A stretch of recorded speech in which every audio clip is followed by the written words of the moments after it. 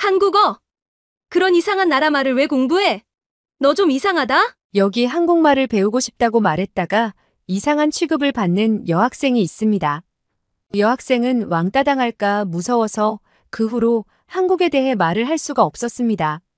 하지만 용기를 내서 한국을 여행하게 됩니다. 과연 이 여성에게는 어떤 일이 있었던 걸까요? 이 내용은 일본인 여성의 SNS 사연을 각색 재구성한 것입니다. 구독과 좋아요는 영상 제작에 큰 힘이 됩니다. 감동TV의 오늘의 이야기를 시작해 볼게요. 안녕하세요. 일본에 사는 나코입니다. 저는 지금 고등학교에 다니는 학생이에요. 이번에 시부야에 맘스터치라는 한국의 유명한 햄버거 가게가 오픈을 했어요. 저도 맘스터치의 햄버거를 먹으러 친구 스미레와 함께 시부야를 갔다 왔어요. 한국 버거 가게에 앉아서 스미레와 저는 겨울에 한국 여행을 다녀온 이야기를 하면서 즐거운 시간을 보냈어요. 하지만 처음에는 한국에 가는 게 두려웠습니다.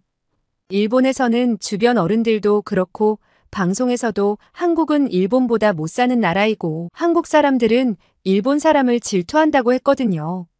그렇기 때문에 한국에 여행을 가면 나쁜 일을 당할 수도 있다는 말까지 들었어요. 한국 아이돌을 좋아하기는 하지만 한국에 가기가 겁이 나기는 했습니다. 그러나 이제는 그게 사실이 아니라는 걸 알고 있어요. 그래서 이렇게 한국 햄버거를 먹으러 왔어요. 맘스터치에 간 날은 너무 더운 날이었는데 이미 사람들이 많이 줄을 서 있었습니다.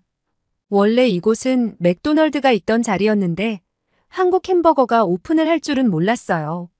맘스터치는 턱 빠지는 버거라는 별명으로 불리고 있는데 치킨버거가 유명하다고 홍보했어요.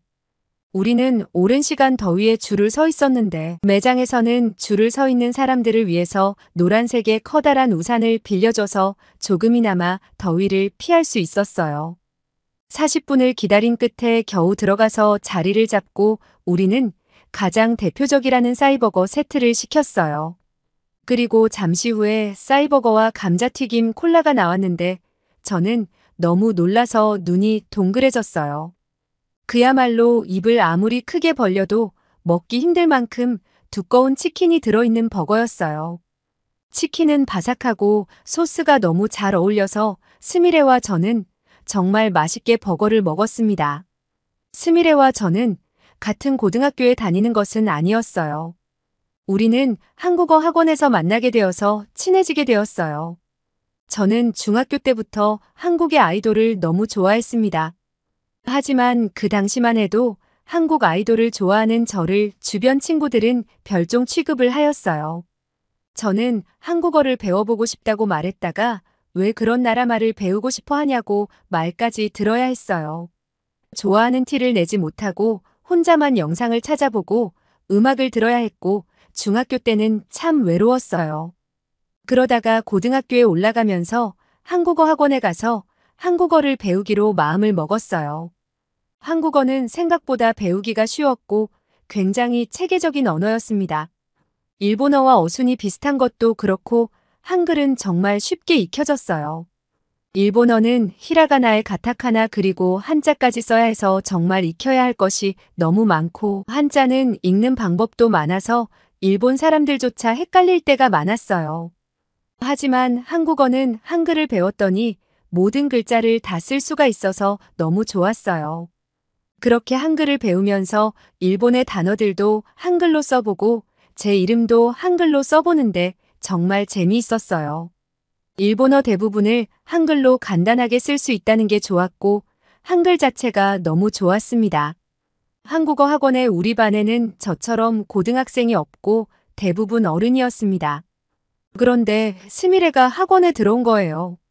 나이도 같고 좋아하는 아이돌도 같았던 우리는 금세 친해졌어요. 그래서 핸드폰으로 문자를 보낼 때도 우리는 한글을 써서 이야기했어요. 우리만의 비밀놀이 같아서 너무 즐거웠습니다. 스미레와 저는 한국에 여행을 꼭 같이 가자고 늘 말했어요. 그래서 편의점에서 아르바이트 하기도 하면서 돈을 차곡차곡 모아가고 있었어요. 하지만 주변에서 한국에 대해 하도 안 좋은 말들을 듣다 보니까 한국에 갈 용기가 쉽게 들지 않았어요. 게다가 저와 스미레는 한 번도 해외여행을 한 적이 없었어요. 하지만 최근에 어떤 드라마 하나를 보면서 한국으로 여행할 때가 왔다는 생각이 들었어요. 일본 여성들의 마음을 사로잡은 이 드라마는 I Love You라는 제목의 드라마였습니다. 다른 사람의 눈을 보면 그 사람의 속마음을 들을 수 있는 여주인공은 사귀던 남자들의 속마음을 듣고 인간을 불신하고 연애와는 담을 쌓고 살았어요.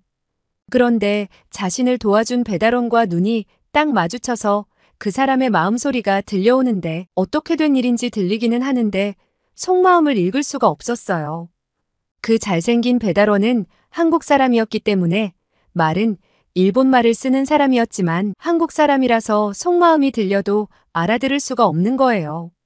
그런데 이 드라마의 놀라운 점이 바로 한국말의 해석을 자막으로도 안 달아준다는 거예요. 그래서 시청자들은 여주인공처럼 말은 들려오는데 무슨 말인지 알아들을 수 없었어요. 학교에서도 드라마가 방영하고 난 다음 날이 되면 다들 그 한국어는 뭐였냐면서 이야기하는 게 유행이었어요. 그래서 중학교 때까지만 해도 한국에 관해 말도 못하던 저는 요즘 인기가 많아졌어요. 왜냐하면 한국어를 잘하는 제게 와서 어제 남자 주인공이 한 말이 뭐냐고 물어봤고 제가 이런 말이었다고 말해줬어요. 그러자 다들 한국말을 잘하는 제가 부럽다고 말했어요. 저와 스미레도 그 드라마의 팬이기도 하고 드라마에 나오는 한국 음식들도 궁금해서 한국 여행을 가기로 했는데 짧게 2박 3일의 일정이었어요.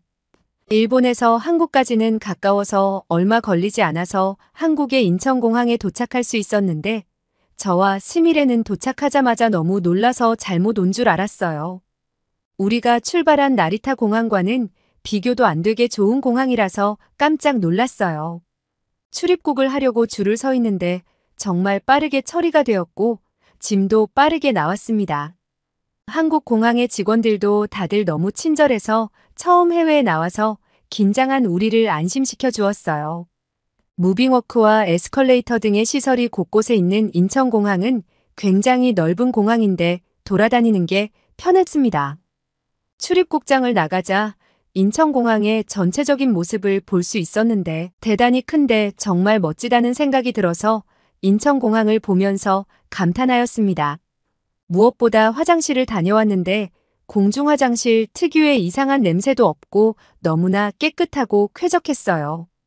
우리는 첫 번째 여행지로 가기 위해 스마트폰의 앱을 켜고선 지하철을 타러 갔어요. 지도를 보면서 걸어갔는데 헷갈려서 길을 헤매다가 지나가는 한국 여성분께 도움을 요청했어요. 그랬더니 그분은 우리를 위해 지하철역까지 데려다 주시기까지 하는 거예요. 저는 일본에서 한국 사람들이 일본 사람을 싫어한다고 해서 겁을 먹었는데 그 여성분은 여행 재미있게 하라는 말까지 해주고 친절하게 역까지 데려다 주기까지 해서 너무 놀랐습니다. 여행 유튜버가 알려준 대로 역으로 가서 교통카드를 사서 충전을 하고 지하철역으로 내려갔습니다. 그런데 저는 스크린 도어를 보고 깜짝 놀랐어요.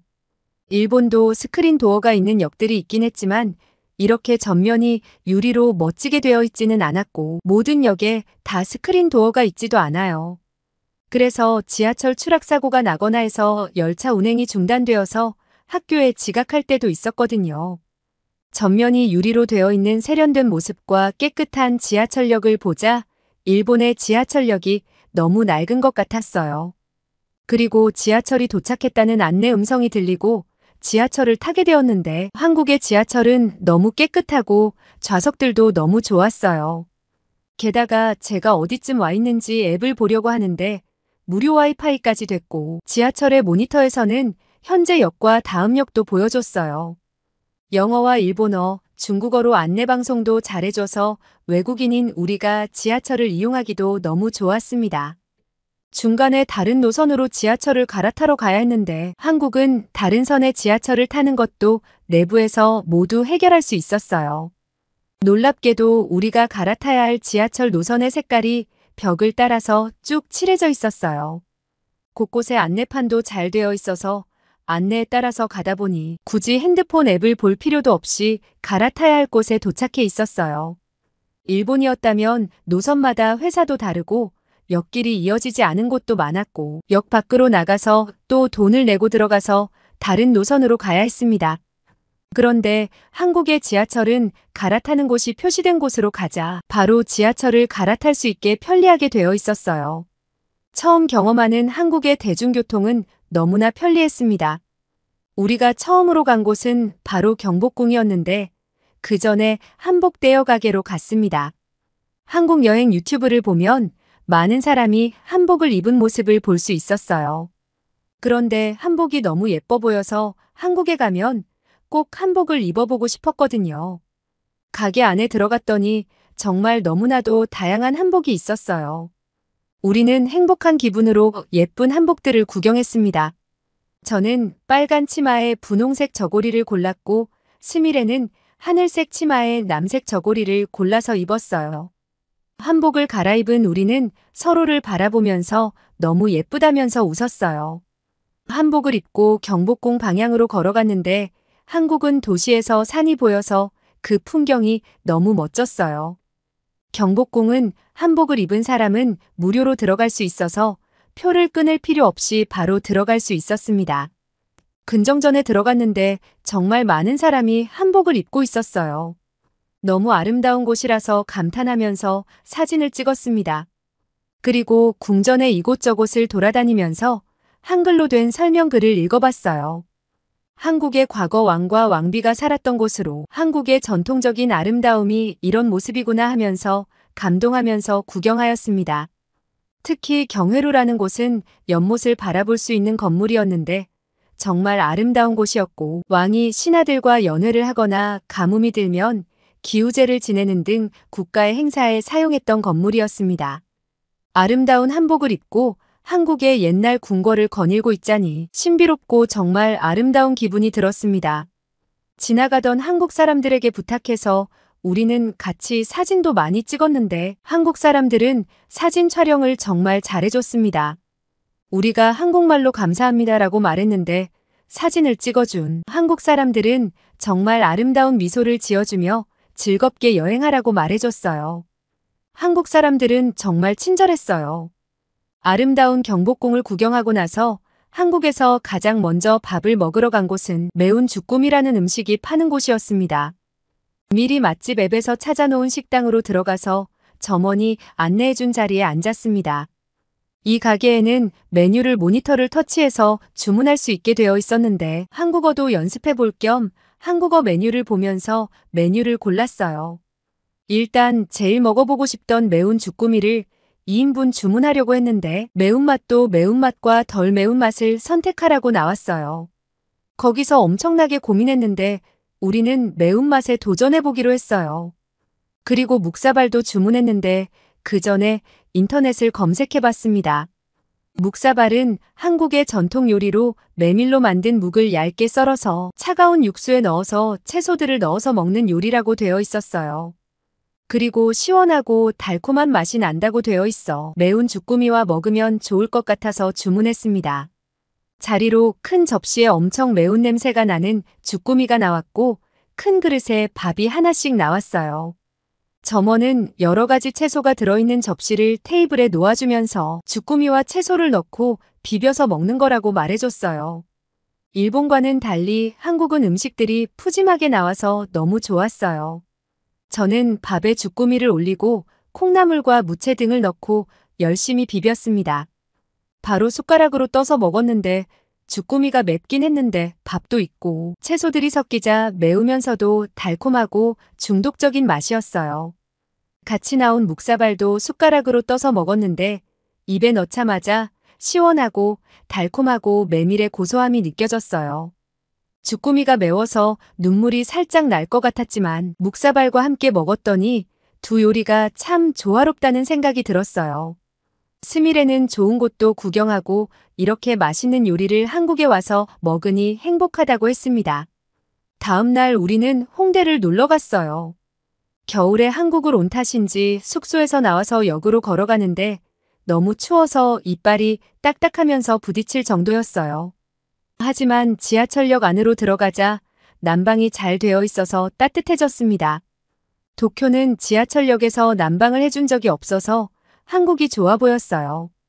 지하철도 너무 따뜻해서 추운 걸 느낄 수 없을 정도였어요.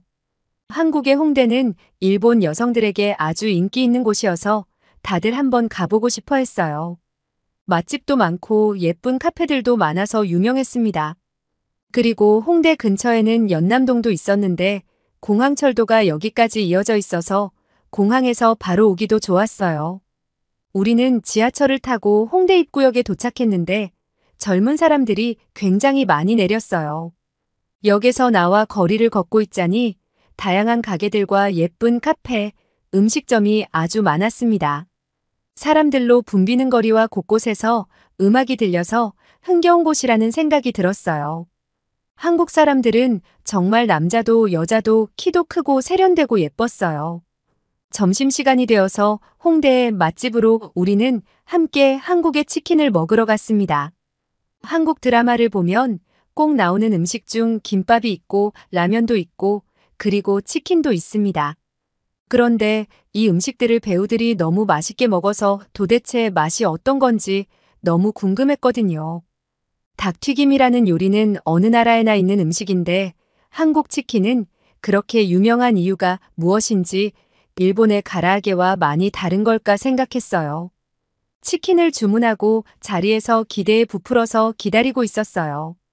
그러자 우리의 치킨 요리가 나왔는데 우리는 양념치킨과 후라이드 치킨 반반으로 된 메뉴를 시켰어요.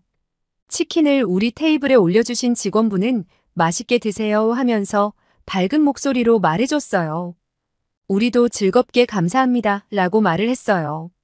먼저 후라이드 치킨을 한 입 물었는데 마치 새로운 세계의 문이 활짝 열리는 것 같았습니다.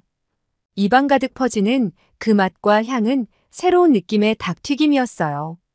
바삭바삭한 튀김옷의 질감과 그 속에 숨겨진 육즙 가득한 닭고기의 부드러움이 완벽한 조화를 이루었어요. 한 입 베어 물 때마다 너무 행복하다는 생각이 들 정도였습니다. 양념치킨도 한 입 먹었는데 이번에는 매콤하면서도 달콤하고 바삭한 처음 맛보는 음식이었습니다. 단연코 한국 치킨은 제가 맛본 치킨 중에서도 최고의 치킨이었어요. 스미레도 계속해서 정말 맛있다면서 바삭 소리가 나는 한국 치킨을 먹었습니다. 우리는 이건 일본 가서도 그리울 것 같다면서 정말 맛있어 했어요. 식사 후에는 홍대에 화장품을 파는 올리브영에 갔어요. 한국 화장품은 일본에서도 좋기로 유명해서 인기가 많았어요. 하지만 모든 브랜드가 다 들어온 건 아니라서 올리브영에서 우리는 한국의 화장품을 즐겁게 구경했는데 매장 안에는 많은 외국인이 있었습니다. 스미레는 좋아하던 여자 아이돌이 잘 사용하는 아이섀도우와 립글로스를 샀고 저는 마스크팩과 기초 화장품을 샀습니다. 올리브영에서 여러 가지 화장품을 테스트해보면서 정말 한국 화장품이 좋다는 걸 느꼈어요.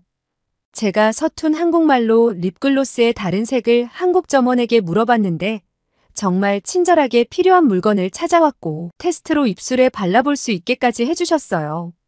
너무 친절하셔서 정말 고마웠어요. 거리로 나왔는데 구경할 곳도 많고 예쁜 것들도 많이 팔아서 재미있게 구경했습니다.